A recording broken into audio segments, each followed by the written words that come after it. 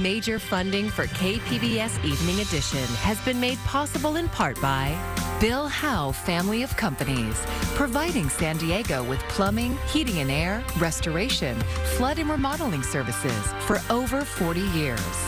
Call 1-800-BILL-HOWE or visit billhowe.com. And by the Conrad Prebys Foundation, Darlene Marco Shiley, and by the following.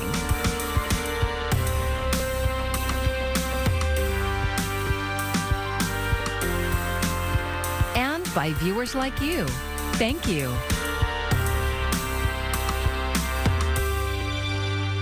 A storm has made its way to San Diego, bringing wind, rain, and snow to parts of the region. Thanks for joining us. I'm Maya Trabulsi. KPBS reporter Jacob Ayer takes a look at what the latest storm means in terms of the mega drought and water supply struggles affecting much of the western United States.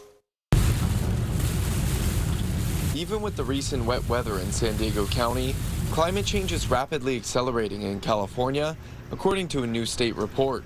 The National Weather Service's Alex Tardy explains how that can affect the state's water supply. Our long-term deficits are still significant in Southern California and especially Northern California, and the overall water supply being at its lowest state on record for the Colorado system and near record lows even for California. Californians are being asked to conserve water as reservoirs run low and demand exceeds the supply stressed by climate change. Jeff Stevenson is with the San Diego County Water Authority.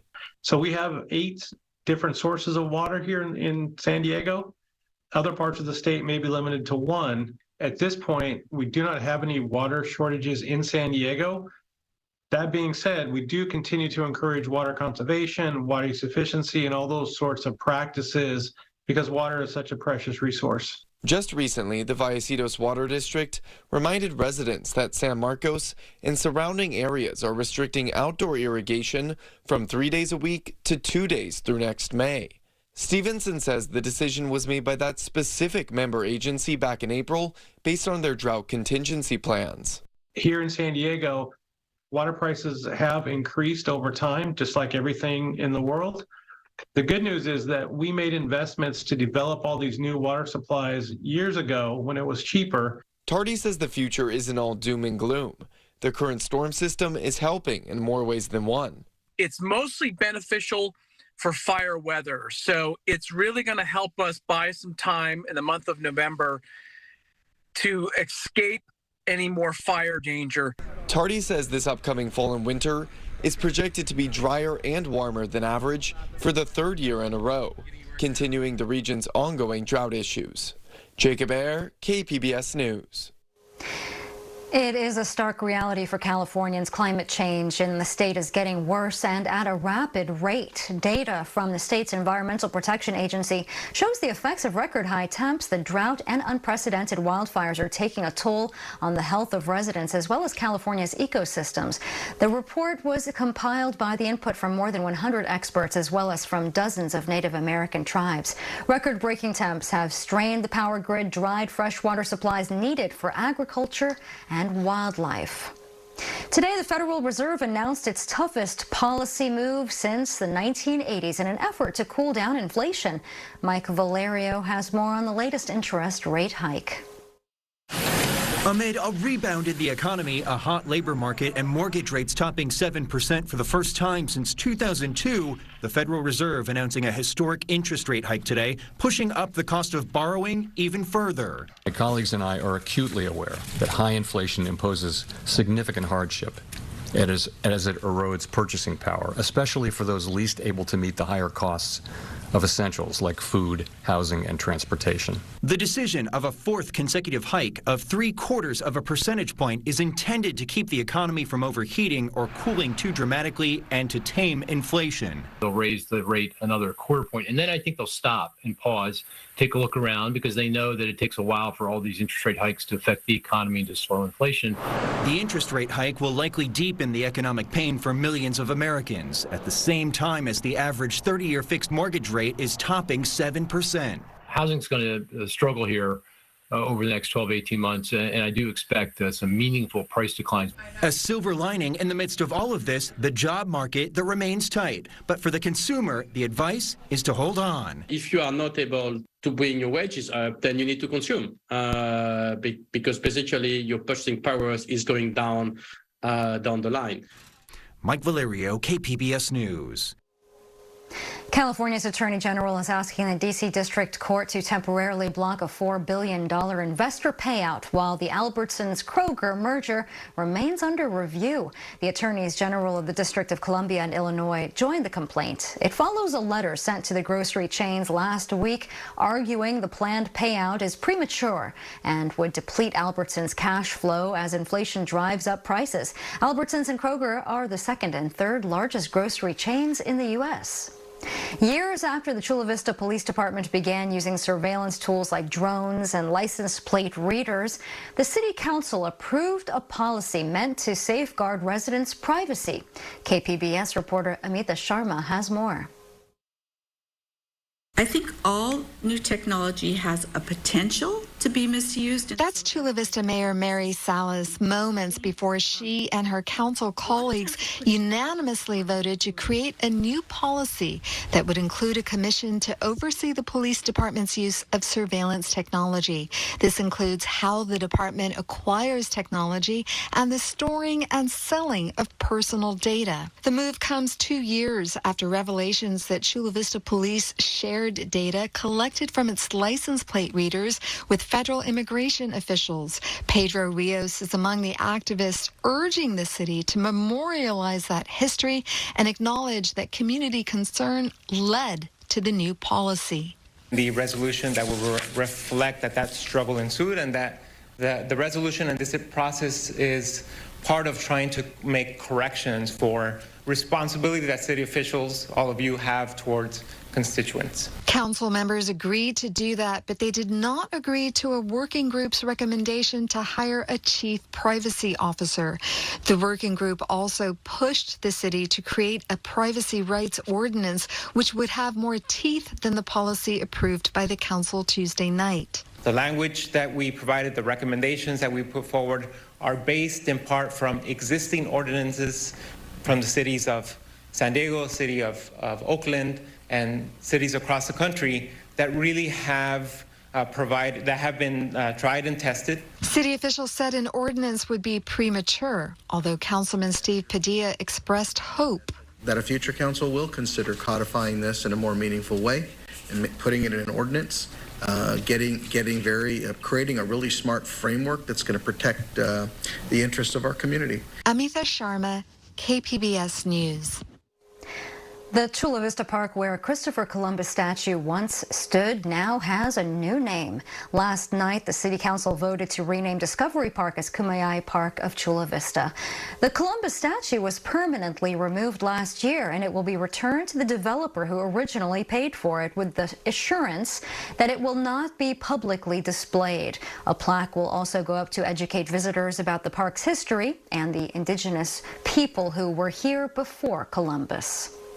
Immigration is front and center in some hotly contested U.S. Senate and governor's races. As Karen Kaifa shows us, young activists are trying to persuade voters to think about the issue from a more personal perspective. Hola, buenas tardes. Every door knock Fatima Flores Lagunas makes could make a difference. What we're hearing at the doors is that people are still struggling financially from the pandemic, from inflation. Healthcare, access to healthcare is another issue, mental health resources. The political director for Chula, the Coalition for Humane Immigrant Rights, and a DACA recipient, Flores Lagunas can't vote in the November elections, but wants to make sure that those who can exercise that right. I can still motivate people that can to get out to vote, to also stand up for their community. Immigration has become a key part of the election conversation in a number of states with high-profile races this cycle, like Arizona and Nevada. The topic can be heated, the rhetoric charged, and the process sometimes intimidating to newly naturalized citizens who can cast ballots. Jerry Gonzalez is CEO of Galeo, a nonpartisan group that encourages Latinos, who make up about 30 million registered voters across the country, to get out and vote in Georgia, which has tight contests for governor and a U.S. Senate seat this year.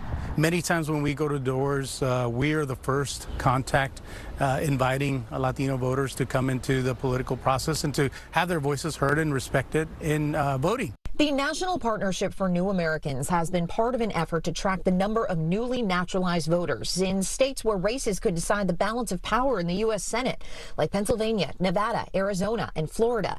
The July report points to the addition of more than 5 million more new multiracial, multi-generational voters nationwide since 2016. In general, issues like the economy, health, abortion, school safety, and other of the high issues for the population in general are some of the issues that are propelling new American voters to the polls in November. So as Fatima Flores Lagunas goes door to door in Los Angeles, it's about getting every citizen to the polls. We've proven ourselves, our communities have, and if the pandemic has shown anything, it's that we are essential. Adios.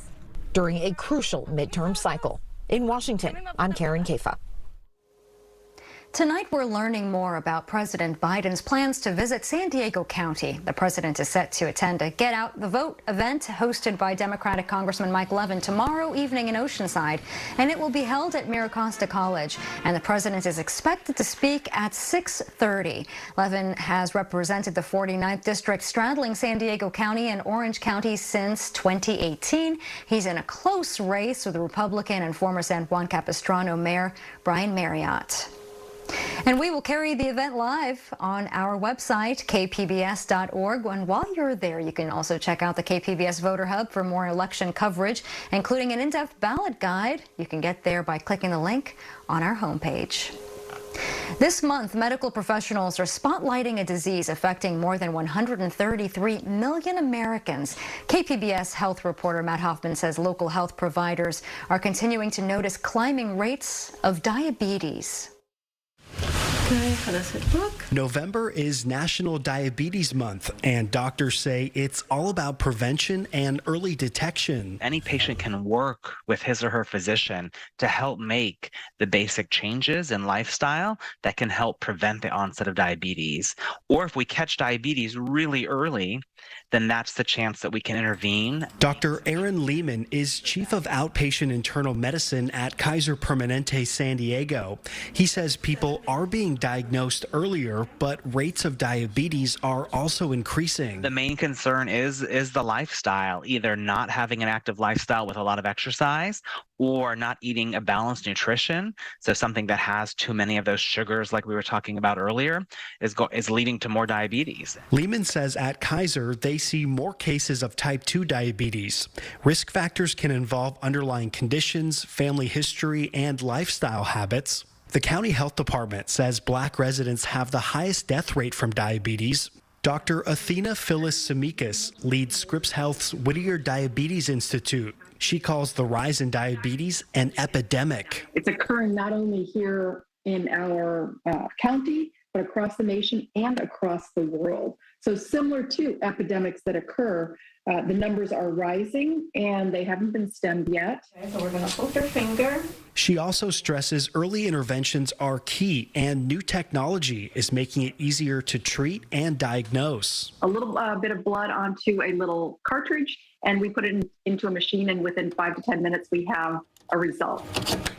Primary care, doctor visits, and routine blood testing is often where diabetes is found. But during the pandemic, some people weren't coming in. Patients were prediabetes and perhaps their nutrition changed or they gained weight during the earlier pandemic years, and so now they're presenting with diabetes. Lehman says it's important to remember that just because someone is diagnosed with diabetes, it doesn't mean that they automatically go on insulin. Making sure that that myth isn't out there is really important. It absolutely is a medicine that your doctor might need to use, but just because a diagnosis of diabetes is made doesn't mean that you'll have to have insulin. The state health department reports the number of people with diabetes has increased about 30% over the last decade. Matt Hoffman, KPBS News. The San Diego City Attorney's Office says it has tweeted its final tweet. City Attorney Mara Elias announced the office will stop using Twitter because it is, quote, moving in a troubling direction. The tweet goes on to say that it promotes hatred, violence, bullying, and false information, and it is a forum where users can feel respected or safe. It is not a forum, rather. She asked the public to use Instagram and the city's website for updates instead. The decision to leave Twitter comes after Tesla CEO Elon Musk took control of the platform last week. And meanwhile, Twitter's new billionaire CEO reiterated that accounts suspended from the platform will not return right away. He said the process could take weeks, and that means that banned users, including former President Donald Trump, likely will not be able to rejoin the social media site before the midterm elections. Last week, Musk said he would form a content moderation council to guide decision-making on user bans and policing the platform. San Diego is definitely a military town, but the public never really gets to see what happens on a military base or a ship. As KPBS reporter Melissa May shows us, Fleet Week San Diego is a great chance to see behind the scenes. Fleet Week San Diego kicks off on Thursday. It's just a great family event. It's great for the community and it's great for the military. Larry Blumberg is a Navy veteran and the executive director of Fleet Week San Diego. This is our opportunity here in San Diego to really connect with these young men and women who serve us on a daily basis. You get to see them up close and personal. You get to tour the ships. You get to talk to the people who are operating the equipment. If you ask anybody who's been stationed here in San Diego, they will tell you that there's a unique vibe about San Diego that doesn't exist in other places where the military's at. It's just really special. And our idea is to bring this community and the military to make sure we maintain that uniqueness. One of those Marines is Second Lieutenant Gregory Jones, and he's most excited about the younger set of people that are going to be coming out here. Really like to kind of see the cool stuff that they see on like movies and video games and stuff like that. So getting the opportunity to kind of show how cool our job is, because I wake up every day and I'm really grateful that I get to do the job that I get to do. Jones appreciates the support the community has for the military. This is what we do. This is how we do it. This is why we do it. And the why that we do it for you guys is, national defense and making sure you guys are safe to do the things that you like to do every day. There are a few new features at this year's event. On Sunday, we've got an MRE cooking contest, meals ready to eat. We're going to invite the active duty members to participate and see if they can gourmet it up, so to speak. And it should be a fun event. Our innovation zone is greatly expanded this year. We've got so many new companies that are represented there, as well as the military.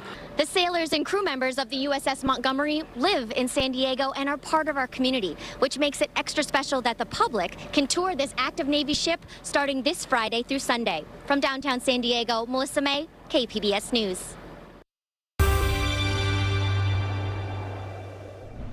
Indeed, some big-time changes, and we'll see more changes as we go in the opposite direction into the weekend. I'll eventually highlight some of that warmer air, but in the short term, it's all about the welcomed moisture, some of that falling in the form of snow, and the wind. That's another big factor. Let's get straight to the snow, as there are winter weather advisories up into Thursday morning. So a place like Mount Laguna looking at a few inches of snow. Again, elevations above 5,000 feet have to see the most accumulation, but those snow levels can be dipping down below 4,500, perhaps even 4,000 feet late tonight. And then you have the wind back over the mountainous terrain, the high deserts, and closer to the coast in some of the interior western valleys. So it will be rather breezy. Chula Vista, San Diego, Oceanside, keep that in mind if you have travel. That combination of wind and rain can make it tricky. As we're falling off into the 50s tonight, we'll see an additional round of rain making its move in. Oceanside, San Diego, and Chula Vista. Mount Laguna dropping down to 34. We'll start to see the snow make its way in there.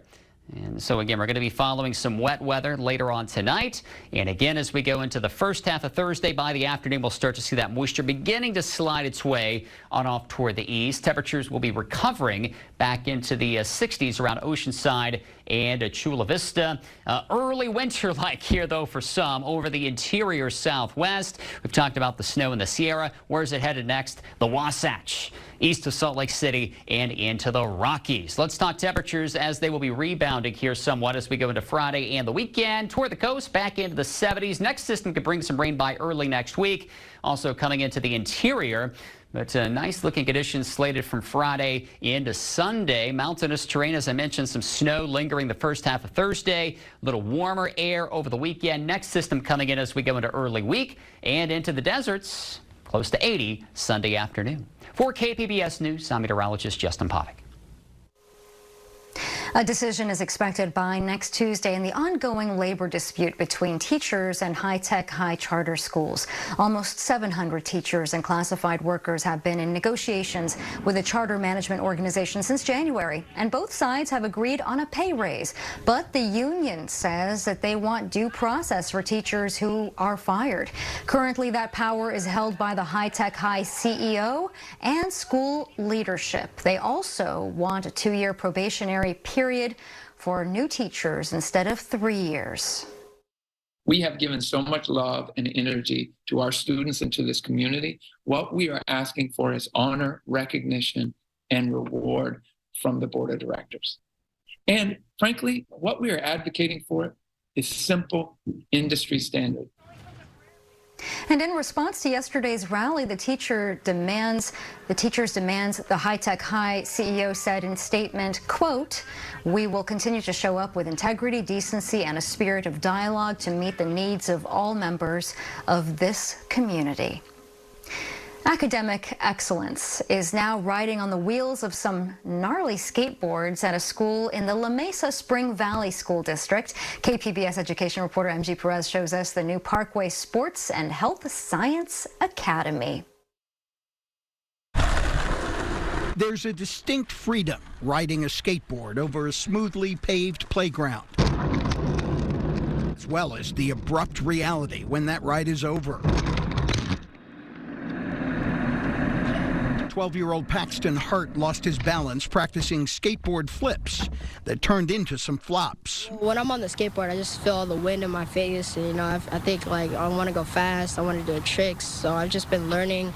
I just love the, getting my blood flowing. I just love that. Paxton is rolling and riding for credit in his 7th grade engineering and skateboarding class, one of a dozen electives added this fall at the new Parkway Sports and Health Science Academy in the La Mesa Spring Valley School District. For the past 60 years, it was simply Parkway Middle School. Parkway Middle School has always been a great school, but how do we take it to the next level? Parkway principal Jacob Ruth got his job in the middle of the COVID crisis a couple of years ago. School shutdowns and the resulting mental health and social emotional breakdowns of students got Ruth and his teaching staff thinking, how could they help in recovery and bring new life to an old school? We have a big group of skateboarders at our school, and that's a big thing. And so connecting to that social activity and the ability to make friends and skate, but also think about that in an academic way, has been really powerful. The rebranding and redevelopment of Parkway is not just about skateboarding. Besides all the core subjects like reading, math, and science, the master plan includes other electives like history and hiking, the finance literacy of baseball, and sports medicine. Our stirrups, we want these to overlap. Nicole Lindsay is teaching 30 students the types of athletic injuries that require them to wrap ankles. I see your anchors look very nice. They're all lined up. Lindsay is also a certificated PE teacher at the Parkway Academy. We have a lot of athletes at this school who participate in outside activities, and so they're able to apply their knowledge to either their friends or themselves or teammates. These beams are going to be your supports, like this. Engineering teacher Patrick Martin is also a longtime skateboarder. In class, he gives lessons on the dynamics and function of skateboarding. Right now, students are designing models for a skate park using cardboard, paper, straws, and hot glue to create replicas. The education value is learning about scale, how things are put together. We are assembling them, so they're working as designers, they're working as engineers, they're seeing how they need to be supported, how the pieces fit together. Then it's outside to practice. 8th grader Isabella Culver had never skated. About a year ago, she started watching her cousin in action. Now she has her own skateboard and a desire to master this new skill. I don't really look like a skater, but when I get on the skateboard, I feel like I am.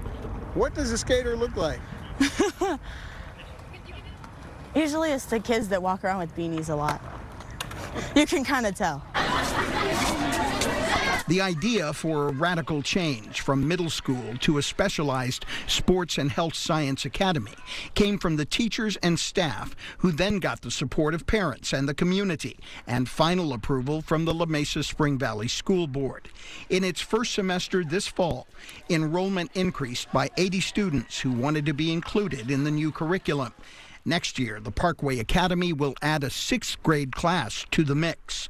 Principal Ruth says it's geared to preparing middle schoolers for a better academic future. With sports, it's not only about winning and being the best, but it's learning how to be a good teammate, how to collaborate, how to communicate, and how to really kind of persevere and be resilient when things get tough. And when things get tough, the tough get going. Considering where I started, I have grown a lot, and I'm really proud from where I've come from the beginning. I think the motion, like the way the board rides, it's really, I want to say empowering. Just makes you feel good. Paxton Hart hopes fewer flops on his skateboard and many more smooth rides will help take him to his dream career in the NBA.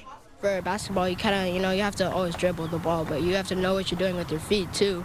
And I think that's what really helped me play, ride the skateboard. I can, kind of control my feet better. It helps me in basketball too. This school's change will offer a full ride of possibility. MG Perez, KPBS News. And you can find tonight's stories on our website, kpbs.org. Thank you so much for joining us. I'm Maya Trabulsi. Good night. Major funding for KPBS Evening Edition has been made possible in part by Bill Howe Family of Companies, providing San Diego with plumbing, heating and air, restoration, flood and remodeling services for over 40 years. Call 1-800-BILL-HOWE or visit billhowe.com. And by the Conrad Prebys Foundation, Darlene Marcos Shiley, and by the following: